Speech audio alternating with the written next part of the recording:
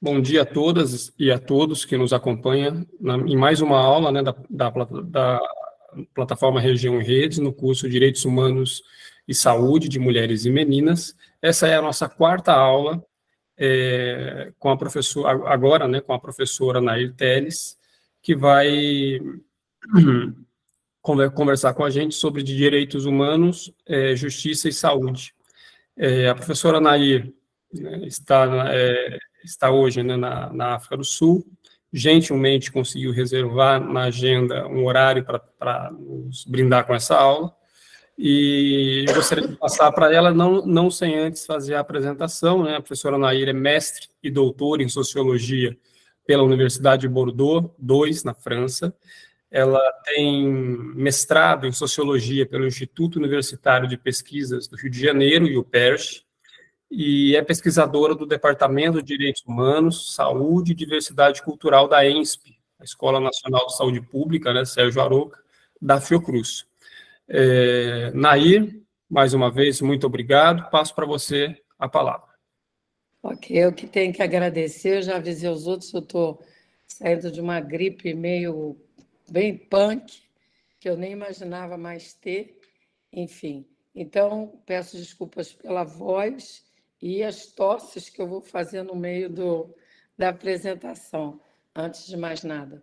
Antes de apresentar a nossa ideia, eu vou ver aqui se eu consigo partilhar, Davi. Fica aí como se fosse um anjinho meu. Então, nossa primeira aula hoje, a gente vai conversar sobre os direitos humanos, principalmente sobre dois conceitos. Quando vocês não estiverem me ouvindo, por gentileza, me avisem, tá ok? Dois conceitos principais, dignidade humana e justiça.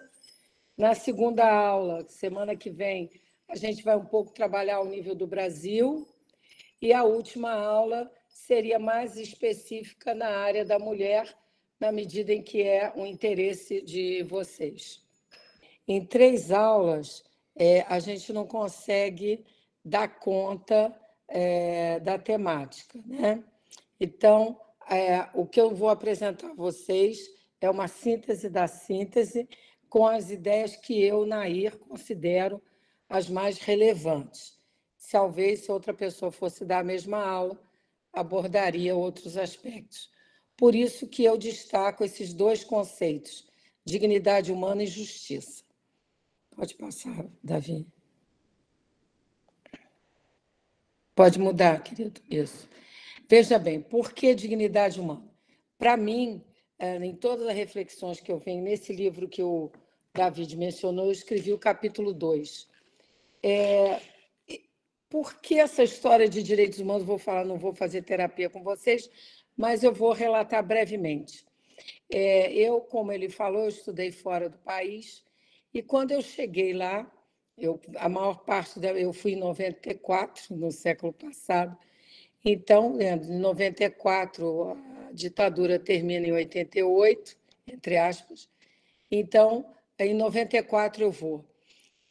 O que isso tem importância? Eu chego na França, com todos os problemas que o país pode ter, eu comecei instintivamente me aproximando de organizações na área dos direitos humanos, que é a Liga Internacional dos Direitos Humanos e a Anistia Internacional.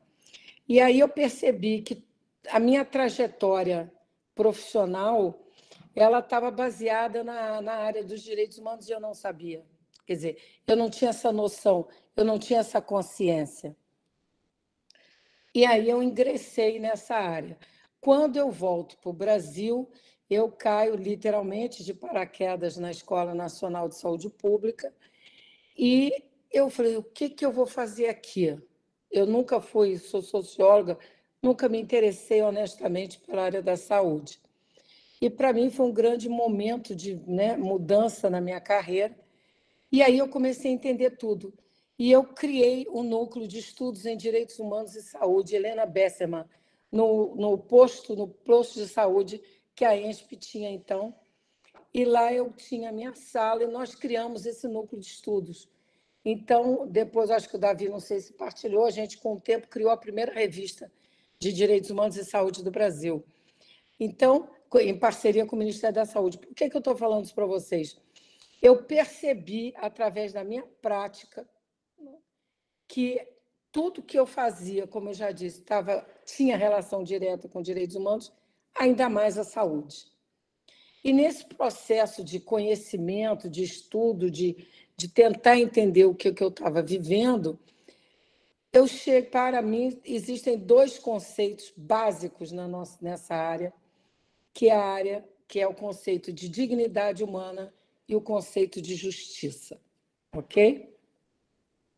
Bom, aqui, por quê? Se vocês veem aqui, tem até a dignidade vem do latim, dignate, e pode ser definida como honradez, honra, nobreza, decência, respeito a si próprio. Depois vocês têm uma significação dada pelo dicionário, quando existia, né, o novo dicionário Aurélio, né, está relacionada ao ser humano. É uma abstração intelectual. O que é esse negócio esquisito? Até agora, Nair está falando coisas muito abstratas. Enfim, a dignidade humana é um atributo humano, preste bem atenção, sentido e criado pelo próprio homem como ser histórico que cria o mundo à sua volta e os seus valores. Não é nada que nos foi dado, nós assim somos. É um atributo, é mais do que uma característica, é intrínseco à natureza humana.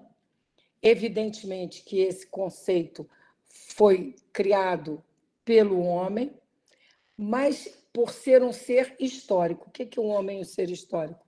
Nós temos, ao longo dos séculos, a história da humanidade. Ou seja, nesse momento nós estamos aqui, num futuro não estaremos, como também não estivemos num passado. Então, a história da humanidade é a construção do próprio ser humano. O que é esse negócio que, para nós, usamos a palavra ser humano, dignidade humana, como se fosse a coisa mais óbvia. Não, são conceitos, são resultados de um processo histórico, de uma conquista de homens e mulheres ao longo dos séculos. No próximo. Pois bem, o que a gente fala de dignidade humana? Qual é o outro lado da moeda, né? De um lado, a gente teria, que ainda não falei o que seria essa dignidade, e do outro lado, liberdade. É uma coisa complicada. Ontem, na aula, a gente estava discutindo isso, né? O que é dignidade? A gente pega como dado, né? Todo mundo sabe o que é dignidade humana, será? Liberdade, o que significa liberdade? Então, para muitos autores, associa-se, só se é digno se o ser humano ele é livre. Ou seja, somente o homem livre é digno. Será que somos livres? Não é que todos nós, se pegarmos aí o Google, vamos saber o significado de liberdade. O que isso, de fato, constitui para nós que nos consideramos seres humanos? Né? Outra perspectiva, somente uma sociedade somente poderá existir plenamente se respeitar os direitos fundamentais, incluindo aí o direito de se ter uma vida digna. Olha quanto conceito que eu estou colocando para vocês. Né? Mas o que, afinal de contas, é esse negócio? Né? O que é liberdade? O que é dignidade? Por que a dignidade humana é considerada um atributo?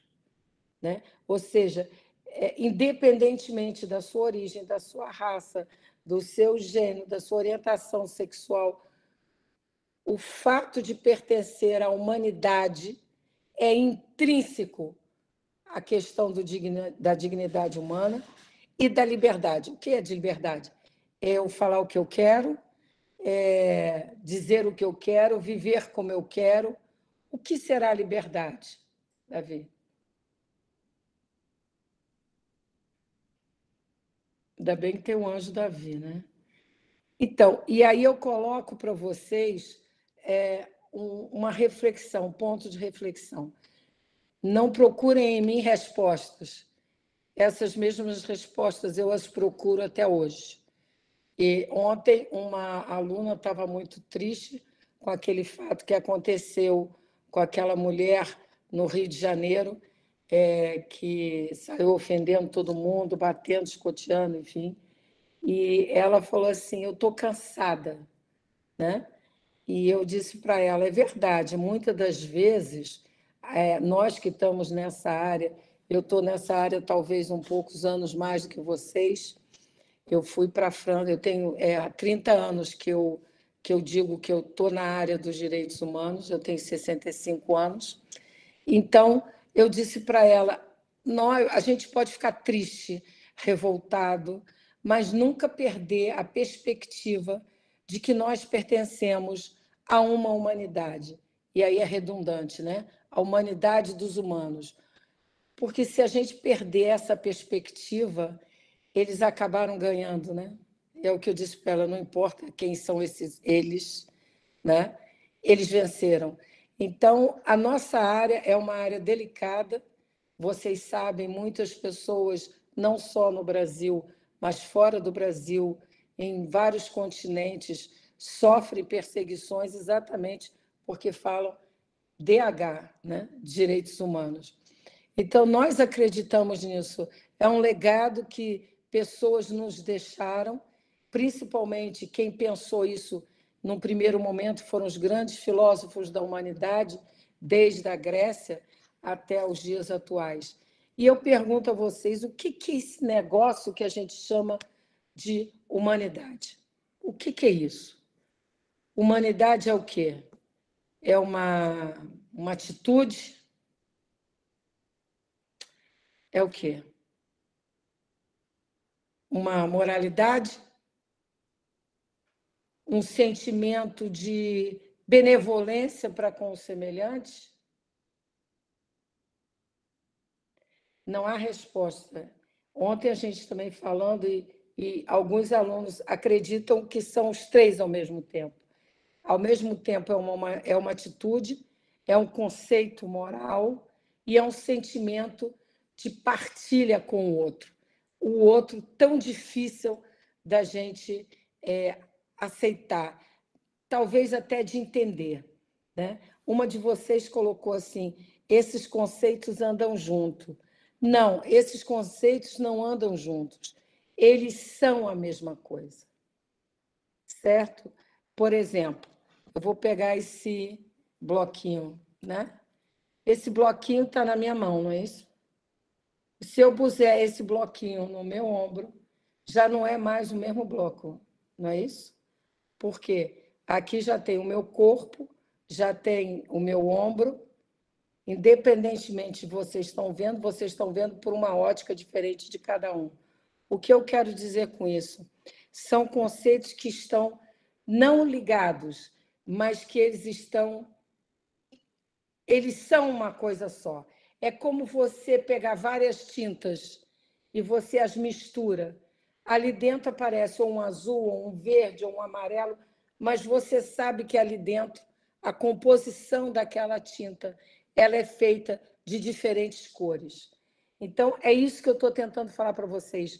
Quando a gente fala de dignidade humana, quando a gente fala de liberdade, são conceitos que a gente separa para tentar entender, mas, na verdade, eles estão como essa tinta misturada. Um não vive sem o outro, um não é o outro. Vai, David, por favor. Pois bem, como eu disse para vocês, ao longo dos séculos, há toda uma alteração de significado. O que eu quero dizer isso? Vocês, não sei a idade de vocês, mas no século passado ou no século XVIII, por exemplo, ou XVII, a família, né, ela era constituída do homem, a mulher e os filhos e os seus descendentes. A questão do afeto, o amor, é uma coisa recente. Vocês sabem que a gente se casava, se casava ou por interesse familiar, ou por outra razão. O amor, o sentimento de amor é uma coisa...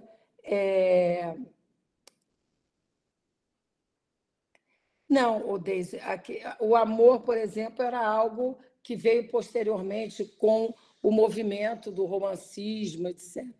Tá certo? A Deise está me perguntando, parece que dialoga com a perspectiva cristã. Não, essa é a sensação. Os gregos, por exemplo, eu não sei se eu vou relatar aqui, para os gregos tinha uma concepção diferente. Ao longo, a concepção cristã, ela contribui para isso, mas ela não é responsável. Não é uma visão teológica, tá certo? Ela pergunta assim, a quem está garantido acessar a humanidade? Não é acessar a humanidade. O fato de você nascer, você já é, né? Está falando de povos originários, colonização, estava conta da catequese. Sim, eu não vou entrar nessa área, mas no caso dos indígenas, senão a gente se desvia, não é que eu não queira falar sobre isso, eu posso até falar posteriormente, senão a gente se desvia muito. O que eu quero dizer é o seguinte, é verdade, né? Não só aqui, como o resto do mundo, aqui no Brasil, esquece de África, né? Por exemplo, Moçambique, ela teve a Guerra de Libertação em 1975. Apartheid, quando é que terminou o apartheid na África do Sul? Não é verdade? Então, não é que não haja uma crítica, mas a gente tem que tentar um momento histórico, a significação que é dada. De fato, independentemente, isso ficou sacramentado, nós vamos ver em 48, quando foi criada, né, a Declaração Universal dos Direitos Humanos.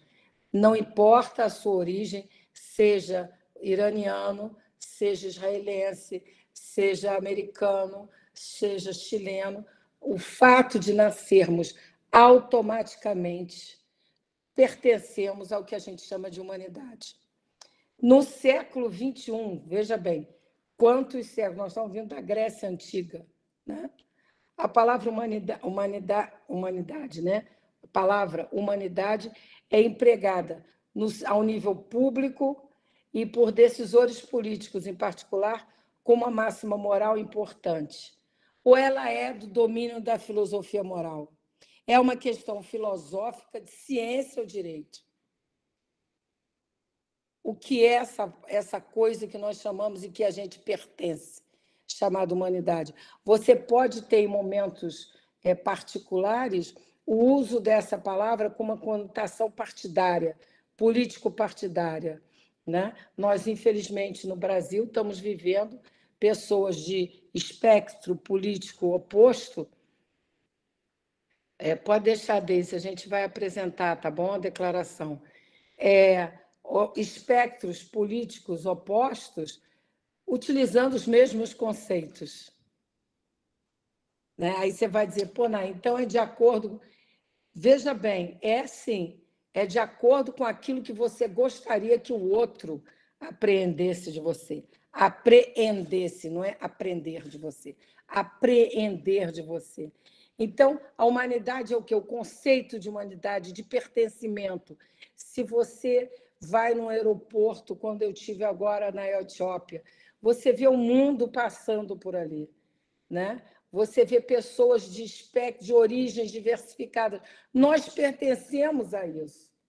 Nós pertencemos, independentemente, o russo, o ucraniano, o francês, o sul-africano, o angolano, não importa, nós pertencemos. E para que isso? Eu acredito muito que essa visão não é uma visão romântica, né? Para mim, a humanidade de humanos é uma questão filosófica, cientificamente se comprova, né? E está intrínseco, quando você fala isso, os direitos que a gente vai ver um pouco mais à frente. Pode mudar, David, por favor. E eu gosto muito desse pedaço do Saint-Exupéry, que vocês devem saber, que é aquele que fez o Pequeno Príncipe, né?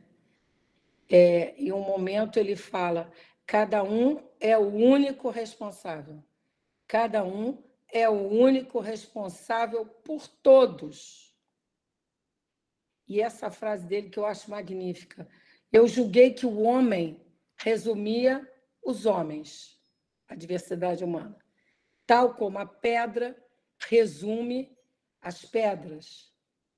Eu confundi a catedral com a soma das pedras e, pouco a pouco, a herança se desvaneceu.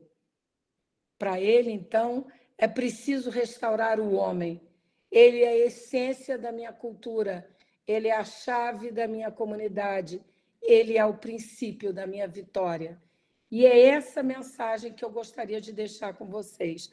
Nós somos, cada um é responsável por todos, né?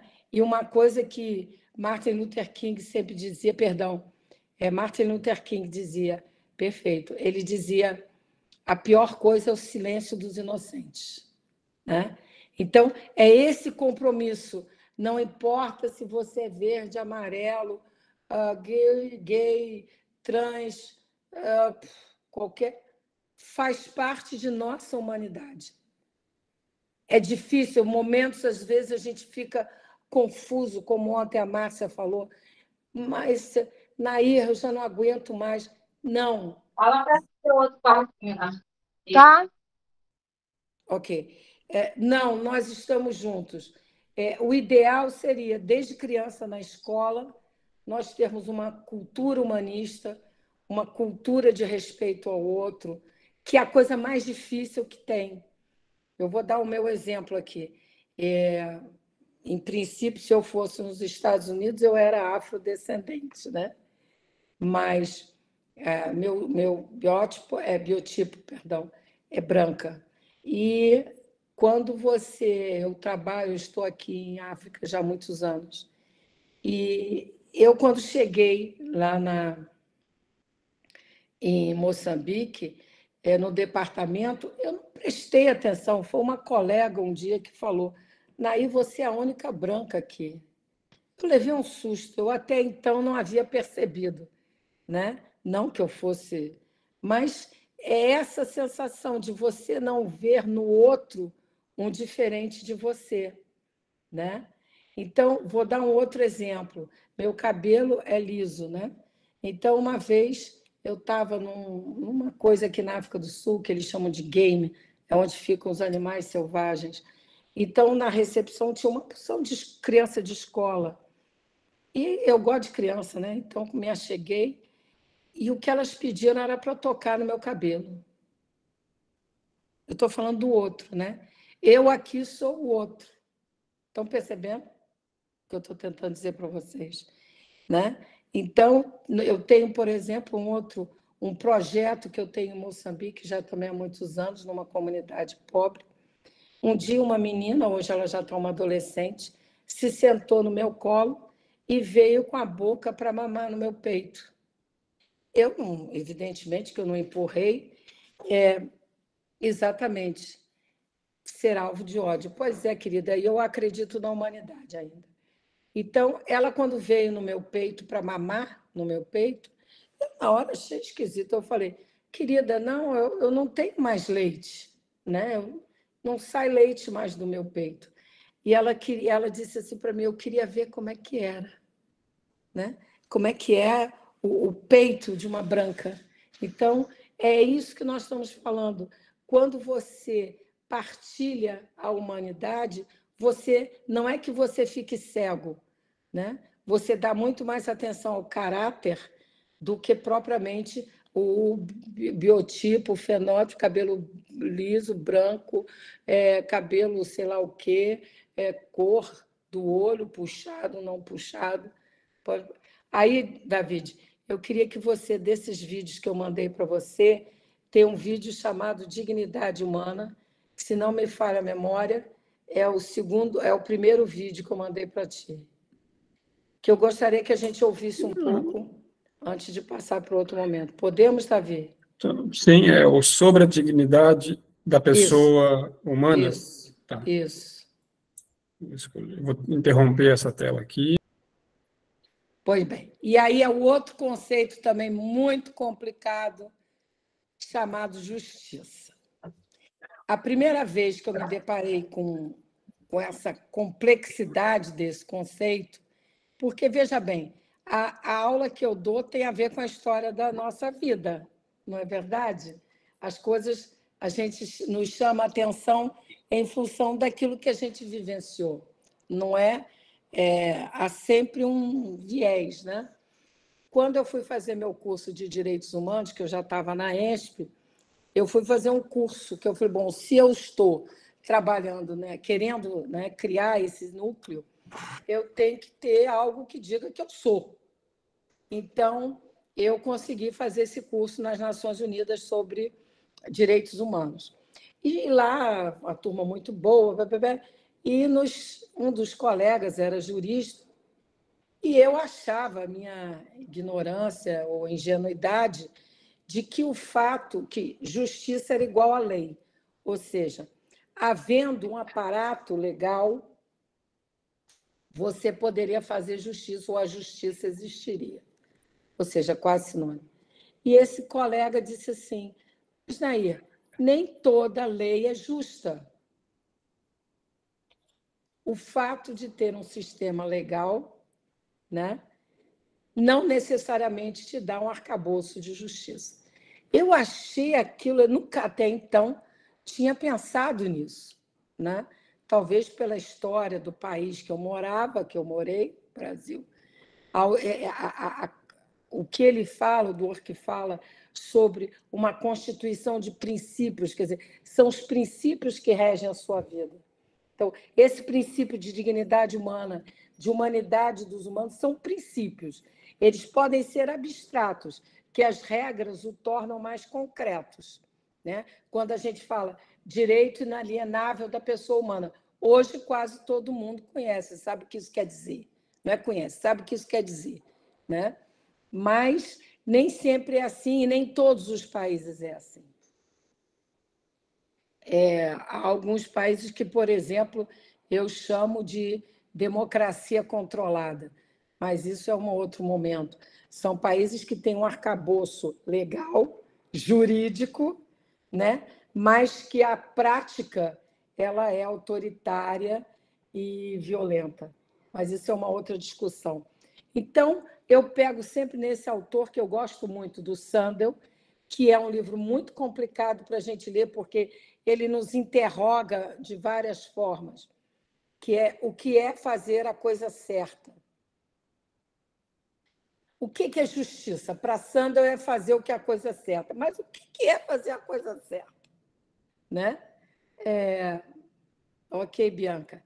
A garantia de que se age por ser a coisa certa a fazer. Resulta de princípios que se pode universalizar sem que haja contradição, pautado em mérito, circunstâncias pessoais acima de qualquer outra pessoa, coisa, instância ou interesse. É difícil pra caramba. No livro, ele dá um exemplo que ele fala assim, você tem um trem, né, descarrilhou, e tem duas vias, né? O motorneiro, né, que fala, eu acho que é, né, motorneiro, né? O filme do Spike Lee, né, faz a coisa certa. Esse eu não conheço, Daisy. Mas, enfim. E aí, esse cara está lá no trilho do trem, o motorneiro, e ele tem que escolher qual a via ele vai pegar, porque o trem descarrilhou. Tá desgovernado. Então, de um lado, ele tem os trabalhadores mais à frente, uns 3 ou 4 trabalhadores. Se ele vai em frente, tem uma vila onde tem várias pessoas, ou seja, o número de mortes de um lado é menor do que no outro. Qual escolha fazer? Qual é a coisa certa a ser feita? Porque não tem como o trem parar. Qual é a escolha? Você vai colocar o trem para matar somente 4 pessoas ou vai deixar descarrilhar e pegar em milhares de pessoas? Qual é a resposta para isso? O que é fazer a coisa certa?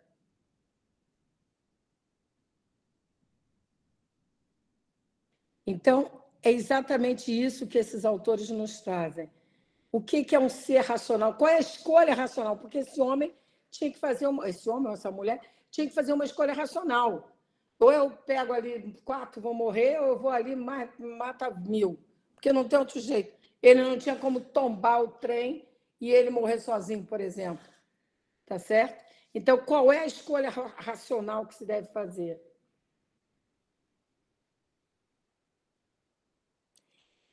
Esse é um ponto de interrogação, que eu acho que vários momentos da nossa vida, a gente, às vezes, não em situações tão dramáticas, mas que a gente também se colocou. Né? Qual é o mal menor, não é isso? Qual é o mal menor? Eu vou pecar por menos ou por mais? Então, qual é a escolha racional? E aqui ele diz, o ser racional contém um valor que é inerente, que é a existência, enquanto um fim em si mesmo. Quer dizer, a existência humana é um valor. E a dignidade humana, então, é um fim. Ou seja, o respeito pela humanidade em si e não um simples meio para se obter algo ou atingir algo.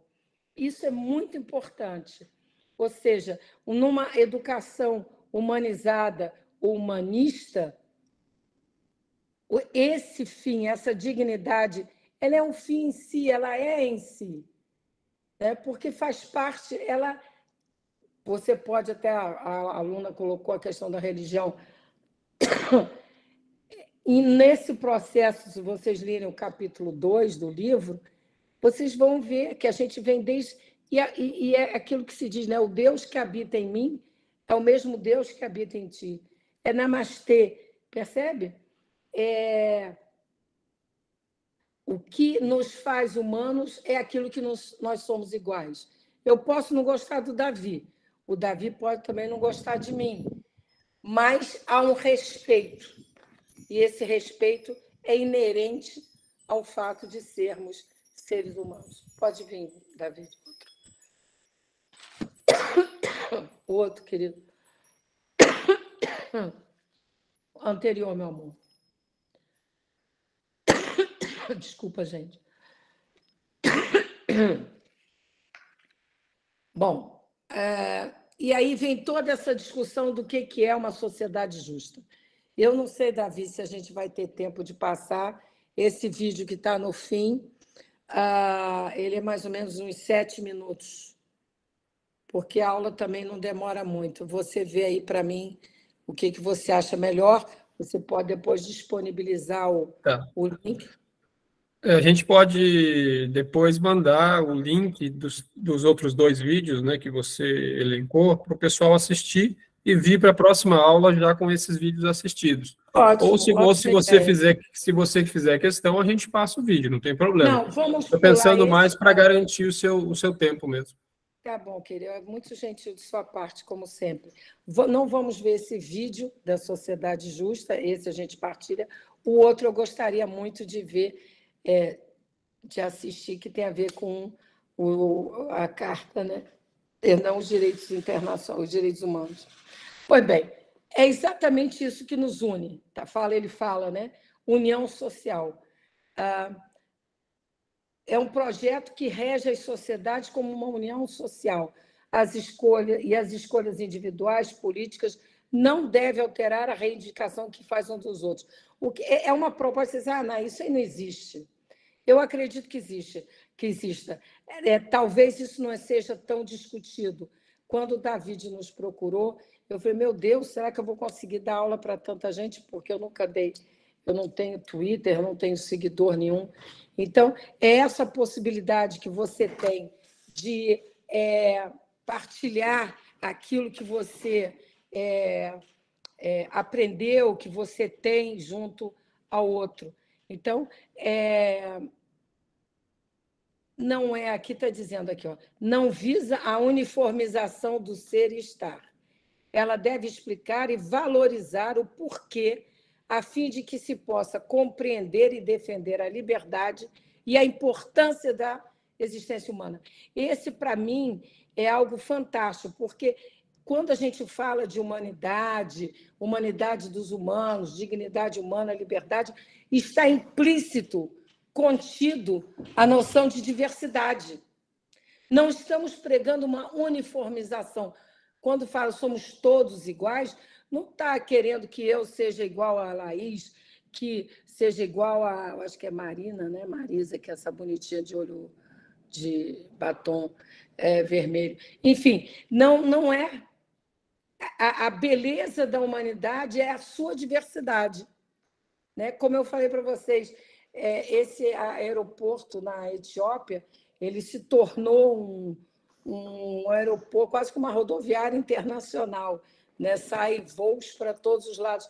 Então, você vê ali, é muçulmano, é judeu, é não sei quem, porque judeu, a gente sabe, né? Tem o muçulmano, o véu, e pá, e menina de short, e pá. Quer dizer, aquela diversidade, eu fico parada olhando, eu falei, meu Deus, eu acho que todo mundo devia viajar para perceber o quanto nós somos diversos. Né? Às vezes a gente fica olhando, ou porque não tem condições financeiras, ou porque é cômodo, para o nosso umbigo. Não, a humanidade ela é feita da diversidade, ela é feita do outro diferente de nós. É isso que faz bonito. Né? É essa valorização que a gente tem que ter. Então, o reconhecimento mútuo e a aceitação dos princípios de justiça é algo que queremos fazer por sermos seres racionais, livres e iguais. Não há discussão, certo? Então, é isso. Isso se assenta nessa verdade, né? Neste princípio de justiça, né? De reconhecimento mútuo, que deve se assentar as relações sociais, as relações econômicas, as relações afetivas. Vamos lá ver. Exatamente, esse princípio de quê que você fala, Adriana, durante o lockdown, esse princípio foi princípio de quê? Professora, Oi. eu posso só falar algo que eu achei muito sensacional que a senhora falou a respeito da viagem. Eu sigo uma pessoa que ela fala sobre arte no Instagram, e ela falou a respeito de uma pesquisa sobre percepção de tempo. E ela falou que as pessoas que viajam, elas têm a percepção do tempo esticada. Sabe assim, aumentada. Sei. E aí essa pessoa, ela faz assim o questionamento a respeito de que a viagem, muitas vezes, ela é para uma classe social assim privilegiada e que não deveria ser mais acessível. Porque se a gente tem a possibilidade de ter a percepção do tempo, então, aumentada, então que isso deveria ser para todos. Um tempo com maior, não sei, qualidade, não sei. Porque realmente isso que você falou, professora, de diversidade, de contato com outras pessoas e outras... aumenta a percepção do tempo. Eu lembrei disso na hora. Priscila, tem gente que diz que o tempo não existe. Eu não chego a ponto de tentar essa proposta filosófica. Realmente, agora, quando você viaja, você vê que realmente foi uma coisa, porque não é a primeira vez que eu parei para a Etiópia, sabe, porque, enfim, rapidinho, infelizmente, conseguiram acabar com a Companhia Sul-Africana de Aeronave, a corrupção, né? E era uma companhia maravilhosa e fantástica, e tinha voo para tudo quanto é lugar do mundo. Então, hoje em dia, eu falo para todo mundo que eu, por exemplo, para ir para o Brasil, eu tenho que subir para descer. Da última vez, eu levei 3 dias para chegar no Brasil, porque nós fomos para exatamente Etiópia, dormimos, e no dia seguinte pegamos o voo para São Paulo. Então, a Etiópia aproveitou esse buraco, né, da África do Sul e está investindo nessa coisa. Então, evidentemente que a passagem de avião ela é cara, eu não estou dizendo que não seja barata, mas a noção do tempo, para alguns autores, não existe. Essa é uma concepção. Mas eu concordo com você, eu acho que quando você Eu me lembro, quando eu cheguei em África, eu trouxe as referências que eu tinha, né? De como me comportar, de como ser. Vou dar um exemplo. Teve um momento aí, eu acho que foi no primeiro governo Lula ou no segundo, que as multinacionais brasileiras entraram aqui em África. E entraram bem, bastante, ficaram bastante ricas. E eu me lembro, o que eu falei isso, criança? Ih, fugiu, fui falar um negócio. Na perspectiva do tempo, para quem viaja, os deslocamentos. Exatamente. Então, quando praticamente o Brasil se mudou para Moçambique. E as pessoas se comportavam como se estivesse ou no Rio Grande do Sul, ou no Rio de Janeiro, principalmente com a maneira de se vestir. Não é que o moçambicano se veste como um muçulmano, mas existem padrões, né, de comportamento que são diferentes. E o que mais me incomodava a mim é você querer usar o seu padrão no país dos outros. Você está na casa dos outros, você não está na sua casa. Entendi. Né? Entendeu? Então, Entendi. assim, eu não sei se essas pessoas percebiam isso. Entendeu? Eu cheguei a uma vez a uma moça, ela andava com roupa de ginástica, não é que não pode andar com roupa de ginástica, mas aquelas coisas, como é que é, né? Aí eu falei, bota um shortinho, bota uma bermuda. Não é que, entende? Eles até gostam da gente, graças a Deus, ainda bem, porque eu moro lá, já pensou se não gostasse, né? Mas é isso, você quando percebe que a sua referência não é a única, é uma grande lição de vida. E aí vem o primeiro significado da dignidade humana, que foi construído pela Cruz Vermelha em 1893. Veja bem, 1893. Ela tinha, como até hoje, né, tem que cuidar de qualquer ferido de guerra, que no caso ela surgiu em função da guerra, né, dos soldados feridos. Veja bem, como você, como médico, aqui não sei se tem, mas enfermeiros, da área da saúde, como você teria, será que você teria coragem de cuidar de uma ferida de um inimigo que talvez tenha acabado de tacar fogo na aldeia e ele chega e você tem que cuidar? Porque faz parte, né? É proteção da vida e da saúde e respeito com todo ser humano. É muito difícil. Situações que a gente... Por exemplo, no norte de Moçambique, está começando a ter negócio de guerrilheira e Al-Shabaab, que não tem nada a ver com o muçulmano, eles vão através de riquezas que estão sendo descobertas, enfim. E eles vinham matando o povo lá de cima, né, nas aldeias, até que e o governo tentando daquela, né, sem muita ênfase, até que era uma companhia francesa de gás, chamada Total, que estava lá, tinha ganho a concorrência, e essa companhia, infelizmente, esses homens atacaram, mataram, que eles já vinham fazendo, então havia muito êxito da população dessa região, só que nessa vez eles mataram muitos estrangeiros, além dos habitantes locais, né? E foi aí que o governo tomou a decisão, enfim, o projeto parou, desculpa aí, colocar na frente de vocês a pastilha para aguentar até o final. E aí eu pergunto a vocês, o que faz com esses guerrilheiros? Mata ou prende? David, o segundo significado, por favor.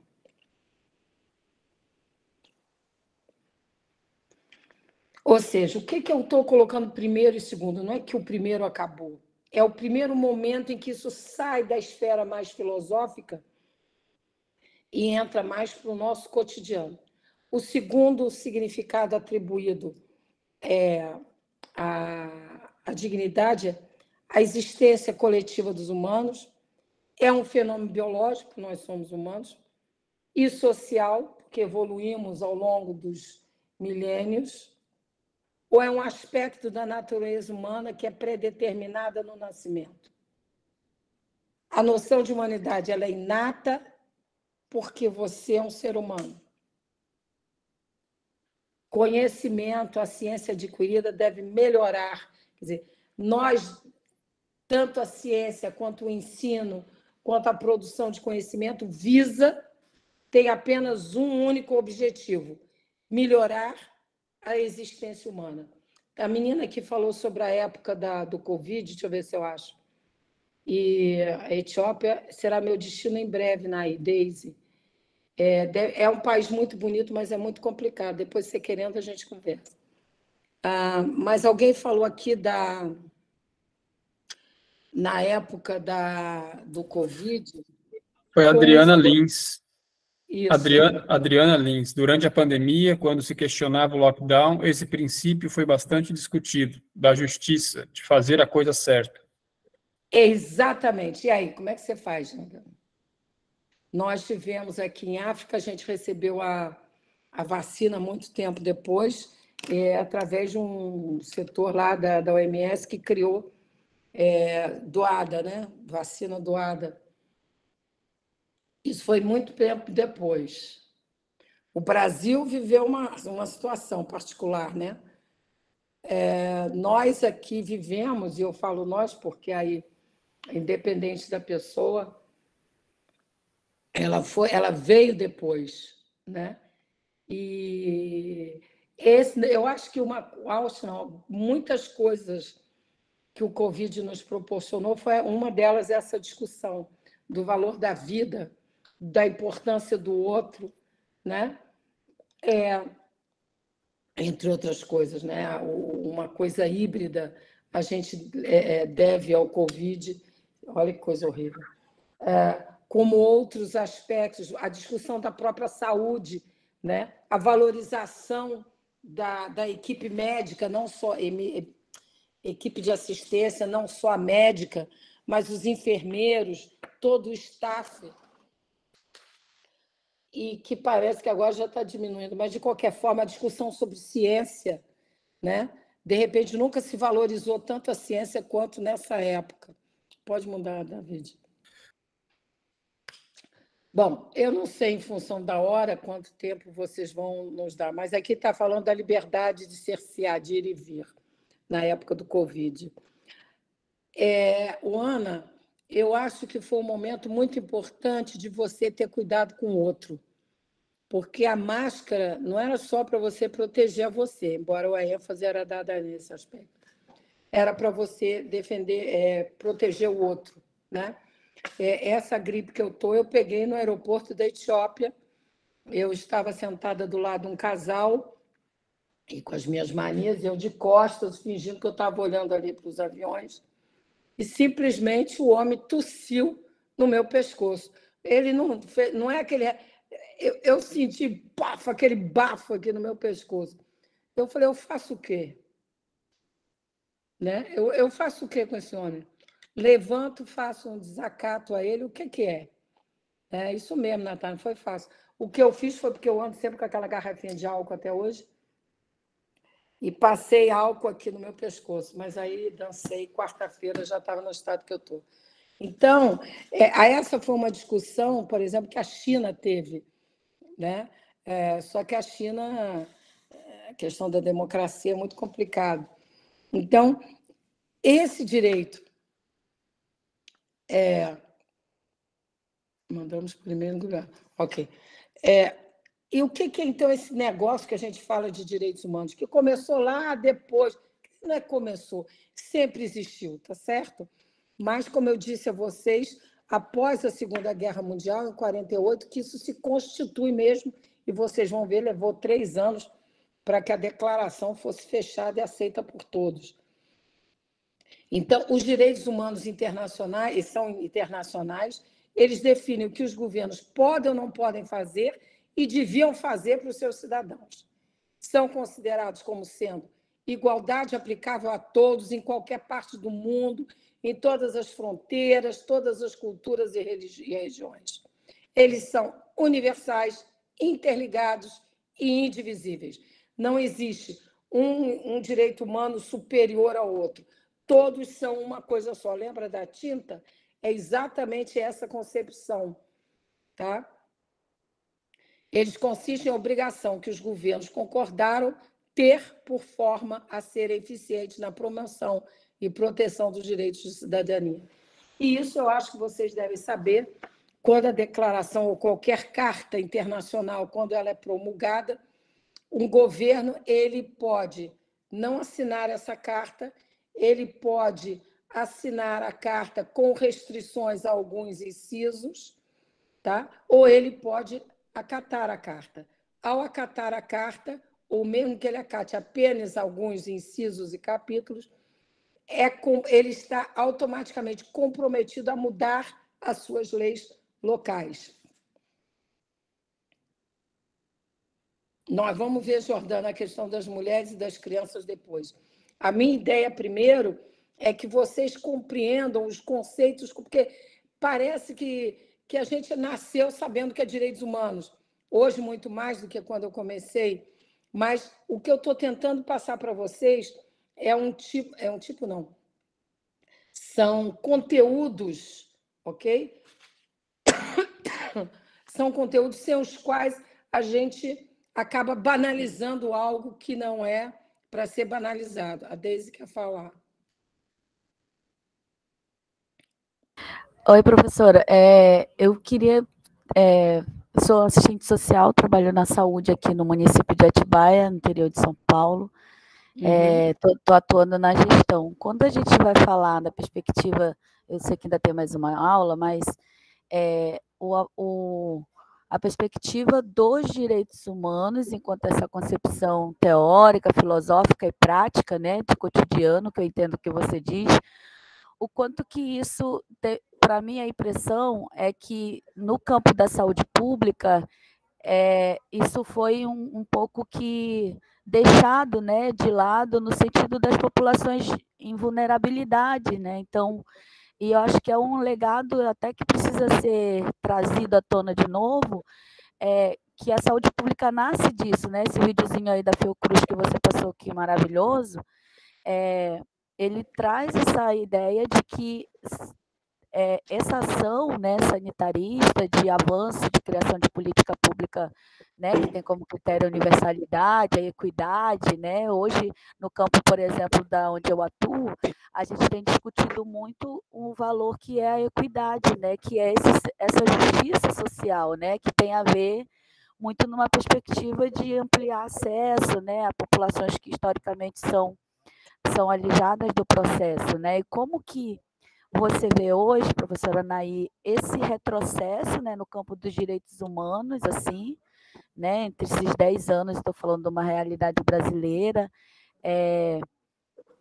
e o quanto que isso impacta na ação hoje precisa, por exemplo, de uma coisa que para a saúde é muito cara, que é a territorialização, né, tipo, do que é essa saúde numa perspectiva ampliada, de discutir o que são condicionantes sociais para a saúde, o quanto que a desigualdade de gênero, né, que é o tema desse programa, de desigualdade racial, desigualdades, né, as iniquidades que a gente chama na saúde, quanto que isso também aflora, né, nesse retrocesso aí no campo dos direitos humanos, assim. Eu queria que você comentasse sobre isso, mas acho que a gente vai ter ainda muito tempo para pensar. E qual que é o lugar, né, da gente enquanto agente público? Qual que é o front, né? Porque um exemplo, né, nesse governo aí absurdo que passou, um programa como, né, do HIV/AIDS e ST, ele foi duramente prejudicado, né? De se retirar os medicamentos dos lugares, de não comprar a medicação para essa população que acessa, né? Então, eu gostaria que você fizesse algum comentário, assim, e nos desse, talvez, elementos para a gente, na próxima aula, pensar o quanto que está colocado quanto desafio para a gente que atua diretamente, né, ou na gestão, ou dentro de um serviço de saúde, a gente pensar essa perspectiva dos direitos humanos para a saúde dentro desse campo aí que entende conceitos tão importantes quanto você trouxe agora, né? E eu acredito que são perspectivas que você elabora durante a sua trajetória aí enquanto defensora dos direitos humanos, e que não são os únicos, né? O que eu gosto do campo dos direitos humanos é que uma das coisas é a coexistência a partir da diferença, né? Não somos iguais, a gente respeita as diferenças e a gente vai coexistir a partir delas, assim. E eu agradeço muito as suas elaborações. Obrigada, querida. Davi, você quer falar? Antes de passar para a Rosana, muda aí o slide, Davi. Ok. Que eu estou aqui preocupada com a hora que eu queria terminar com aquele vídeo que eu botei. Já vou te deixar, tá, Rosana? O que eu quero colocar para você é o seguinte: eu acredito numa educação humanista, né? Eu a tive dentro da minha casa, tive a sorte, eu digo humanista, né? Como eu disse para vocês, os meus caminhos, a quem trabalha com os povos ciganos, veja bem, quase que direitos humanos todo mundo acha que é, né? Tanto para criticar quanto para defender, né? Esse é um grande dilema. Quando eu entrei, que eu vi, disse, não, vou estudar esse negócio. Quando eu cheguei na Fiocruz, eu falei, poxa, eu sei que eu sou da área de direitos humanos, mas qual é a relação entre direitos humanos e saúde? Então, nesse momento, eu tive a sorte, na época, era Antônio Ivo de Carvalho, que infelizmente morreu, eu tive a sorte de ter um Antônio Ivo na minha vida, né? Como diretor da ENSP, e eu fico até emocionada. Não foi uma coisa fácil, né? O Núcleo de Direitos Humanos e Saúde, Helena Bessemer, que foi uma homenagem a Helena Bessemer, foi a mãe do Marcos Bessemer, e foi uma homenagem a ele, porque ele também me abrigou ali, no plano Centro de Saúde, e nós conseguimos, a duras penas, ter essa revista, que alguns exemplares eu facultei para o Davi. Quando nós lutamos para a criação do departamento, na ENSP, também não foi foi bastante complicado, entendeu? Não foi uma coisa tão linear e tão simples assim. Por conta disso, todos se acham donos dos direitos humanos e todo mundo acha que os direitos humanos todo mundo sabe. Eu até hoje não sei o que isso significa. Você falou das populações vulneráveis, né? É um fato, mas eu não acredito que pode ter, nos últimos anos, alguma involução, como a gente está vendo numa sociedade violenta como a nossa, que eu estava pensando, essa sociedade ela tinha essa violência dentro dela, né? Não é uma coisa que veio de fora, infelizmente. E eu acredito que é porque, na nossa educação do seu filho na escola, não tem uma educação humanista. O que é uma educação humanista?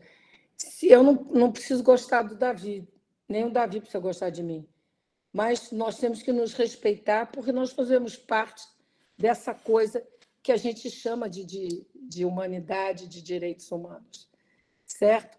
Então, já vai, Rosana, peço só para você um cadinho, de um tempinho. Então, esses conceitos que eu trago para vocês como conceito de dignidade, de liberdade, justiça, que eu considero fundamentais quando você fala nessa área, mas o respeito, veja bem, é o respeito, a proteção e o cumprimento. Não é uma coisa tão evidente assim, né? Primeiro, a maioria das pessoas não conhece esse direito. E aí, rapidamente, porque eu estou preocupada com a hora, por vocês também, mas eu me lembro, há uns anos atrás, quando eu vi o desbaratamento de um campo aí de trabalho análogo à escravidão, há muitos anos atrás. E o que mais me chocou foi um dos homens que foram entrevistados, trabalhadores, e a carinha dele é mais inocente do mundo. Ele dizia assim, eu achava que era assim, porque o pai dele foi assim, o avô dele trabalhou nessas condições. Então, para ele, era o natural, era o normal. Percebe? Então, ele fica assustado com o tamanho da operação policial, Polícia Federal, Ministério do Trabalho. Ele levou um susto. Uai, eu tenho direito? Gente, isso para mim foi um choque que até hoje eu dou como exemplo. Então, como você sabe dos seus direitos, talvez porque a gente, né, vocês são profissionais, estão inseridos e etc., mas o que é isso de direitos humanos? Agora, com o Covid, como eu disse, teve uma das coisas positivas, é que todo mundo vinha falando de direito, direito à vacina, direito a não sei o quê. Eu falei, pô, caraças, e países que nem sabem, né? E pessoas que estão lá, infelizmente, em regiões muito distantes. Então, a gente primeiro tem que conhecer, que eu acho que eu vou colocar isso aqui, né? O conhecer os direitos, respeitar, proteger e fazê-los cumprir. Muda, David, por favor. Já vou, Rosana, não esqueci de você, tá? Só um cadinho. Bom, eu estou um pouco preocupada com a hora. Passa o outro. Eu queria ver o outro. David, vamos fazer o seguinte, passa mais um. Vamos fazer o seguinte, eu sugiro, passa o outro vídeo, o outro slide, perdão. Passa, vai passando, amor, vai passando, vai passando, vai passando. Isso tudo era aula de hoje, criança. Vai passar. Aí, para aí. Não, volta atrás, amor. Desculpa, eu falei amor sem querer. A minha sugestão é a gente ouvir a Rosana, e aí a gente fecha com esse vídeo, que eu acho que é um vídeo belíssimo. E na próxima aula, como a gente não vai ter mais, você já tem as minhas aulas. Eu vou ver os vídeos para a próxima, que tem a ver com a Constituição, a gente começa dessa parte que é a não discriminação, vê isso aqui e entra na Constituição. Tá bom, Davi? Tá bom, queridos? Porque a gente começou muito tarde. Uma crise sanitária mundial, aprendemos a ativar essa chave da intervenção humanitária e solidária. Exatamente, Andresa. Tá bom? Aprovou com voto favorável do Brasil o reconhecimento do acesso à água, esgotamento. Ok. Queridos, então vamos fazer assim, a gente ouve a Rosana, tá bom, David? David, é Davi, tá? Então vamos ver o vídeo, vamos ver a Rosana e depois a gente passa o vídeo, tá bom? Por favor, Rosana. Vai, Rosana, querida. Quer dizer, desculpa. Bom dia, já quase boa tarde a todos, todas e todos. Cumprimento vocês na pessoa da professora Naí, a quem agradeço pela troca de tanto conhecimento e parabéns pela sua experiência aí na África, professora. Não é para todos, é missão, né? Então, eu sou a Rosana Lago, já estou aqui no curso desde o início, sou representante da Frente Nacional de Mulheres com Deficiência, sempre trazendo esse recorte de gênero e da pessoa com deficiência. Entendo que não existe falar de direitos humanos sem ser na perspectiva da saúde, sobretudo, né? E que a gente hoje traz esse viés também para os grupos que são vulneráveis em seus direitos sociais. E nós, pessoas com deficiência, fazemos parte desses grupos, quanto tantos outros, né? E aqui, eu só queria convidar vocês, serei bem breve, para a Conferência Nacional, a Conferência Livre Nacional, que vai acontecer no dia 29 em Manguinhos, é um evento híbrido, eu botei tudo aqui no chat, só estou reforçando o convite, para que todos se envolvam, participem, porque o acesso à saúde para as pessoas com deficiência nesse país é negado, a senhora conhece a história da saúde e sabe o quanto que nós tivemos que lutar muito para ter algumas políticas públicas voltadas para esse segmento, e agora é um momento histórico onde estamos junto com o novo governo dialogando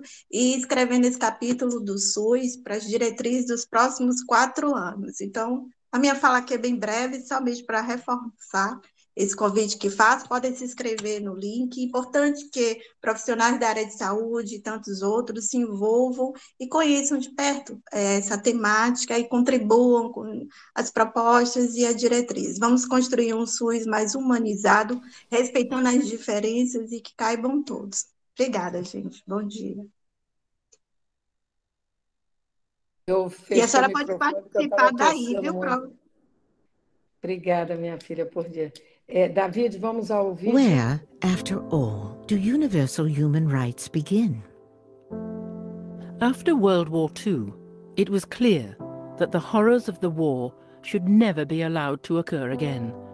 Founded in 1945, the United Nations sought to prevent future atrocities by affirming, in its foundational charter, faith in fundamental human rights, the dignity and worth of the human person, and a commitment to promote better standards of life in larger freedom.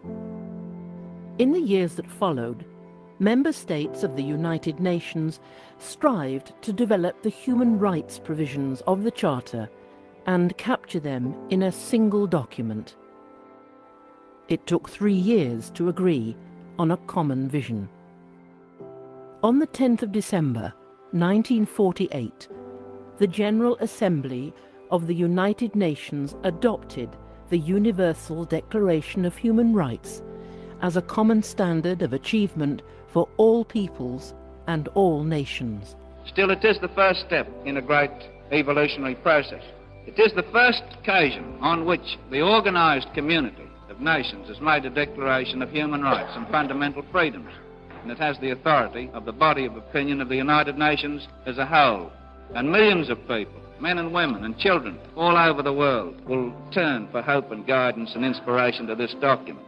While history alone can determine the historic significance of an event, it is safe to say that the declaration before us may be destined to occupy an honorable place in the procession of positive landmarks in human history. The declaration consists of a preamble and 30 articles, with Article 1 powerfully proclaiming that all human beings are born free and equal in dignity and rights. No discrimination, right to life, liberty and security, no slavery, no torture or cruel, inhuman or degrading treatment or punishment, equal protection of the law, no arbitrary arrest, detention or exile, fair and public hearing, no arbitrary interference with privacy, right to freedom of movement, right to seek and enjoy asylum, right to a nationality, right to marry and to found a family, right to property, freedom of thought, conscience and religion, freedom of opinion and expression, freedom of peaceful assembly and association, right to take part in government, right to work, right to rest and leisure, right to food, clothing, housing, medical care and social services, right to education, right to participate in cultural life. These human rights are not country-specific.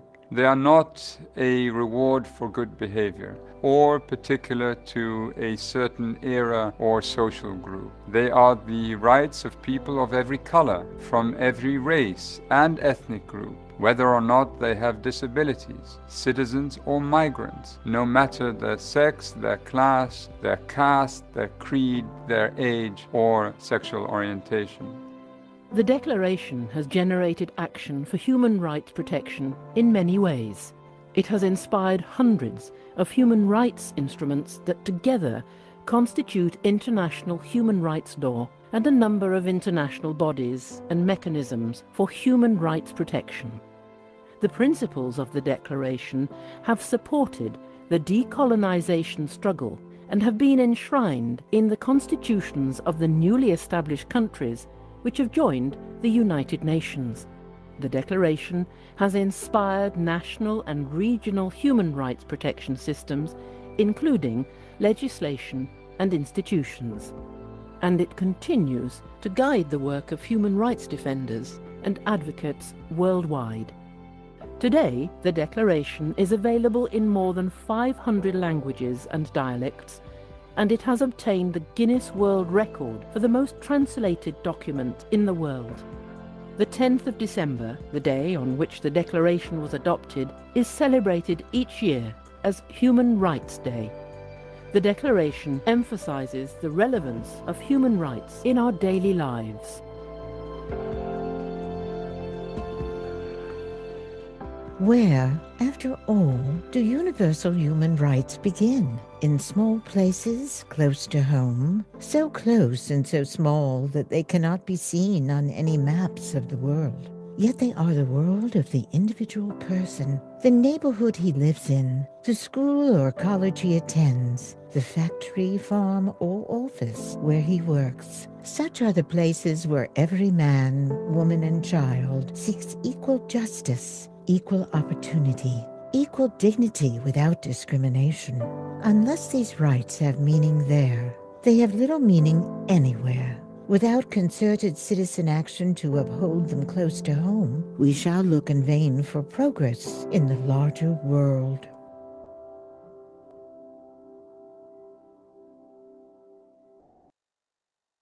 Pronto. O que eu queria fechar, eu achei esse vídeo lindíssimo.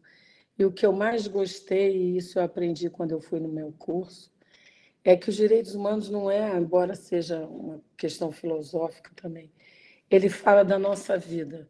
É como Eleanor Roosevelt fala no final. Fala da nossa casa junto aos nossos filhos. Não é uma coisa distante, longe. É aqui, é agora. Essa é a mensagem que eu gostaria de deixar para vocês. Na próxima aula, a gente vai ouvir também a bichinha que está com a mão levantada, que é a menina, a Natália, espera um instantinho. É exatamente isso que eu queria transmitir a vocês. Direitos humanos fala da vida, daquilo que nós somos, daquilo que nós fizemos e daquilo que nós faremos. Ela que nos faz, ela que nos dá sentido à existência, à nossa existência. Mas ela não é algo longe da gente, ela está dentro da casa da gente, junto aos nossos filhos, amigos, namorados, parentes, trabalhadores, enfim. Os direitos humanos é a nossa vida. Obrigada. Primeiro, Davi, queria agradecer as mensagens gentis que foram colocadas. Se tiver alguma dúvida, alguma coisa assim, você me faz chegar e aí eu preparo para a próxima aula. Perfeito, perfeito. É um prazer estar aqui conversando com vocês todos. Obrigada, Davi, por essa oportunidade. Até a próxima, até semana que vem. A semana que vem, na quinta-feira. Tchau, Mariana, com um batom bonito. Depois você me diz o nome. Olha. Um beijo para todos. Obrigada. Bye. Tchau, tchau.